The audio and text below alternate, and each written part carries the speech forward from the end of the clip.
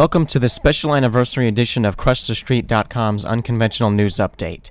1 year ago, we released our first episode here on YouTube. It received overwhelming support, having over 2,000 views, with 49 likes and only 1 dislike. We strive to continue to bring pertinent world and market news to all our subscribers. Starting off with market news, the Dow is down today by about 40 points, but it is up for the year as it started at just 12,400 and now rests at over 12,700. Gold is back, almost testing the $1,600 mark, and silver is about $27.50. As gas has been dropping, oil is picking back up slowly, now at over $87 a barrel WTI and $102 for Brent.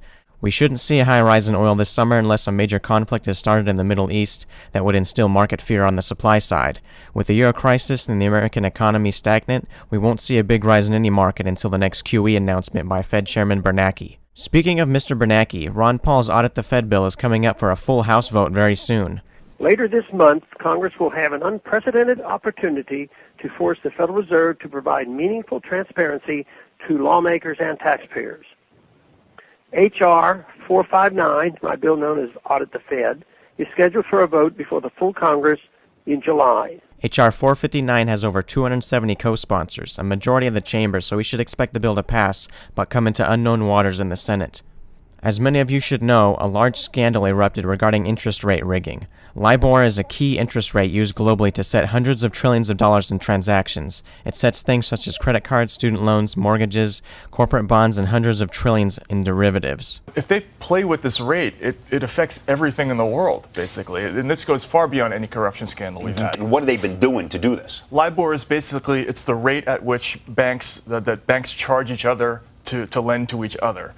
So it's essentially every morning a committee calls up each of the 16 banks in this committee, and they ask them how much they've been charging each other to borrow. And they report a number, and what they've been doing is lying about how much they've been charging. They've been giving lower numbers, or sometimes higher. Actually, they've been tweaking it in both directions. But essentially, they've been faking their credit scores. That's really what it comes down to. Keep watching this Libor scandal, as it is likely to be in the news for months to come and most likely years. Thanks for watching our now 1 year running news report. Don't forget to log on and subscribe at crushthestreet.com.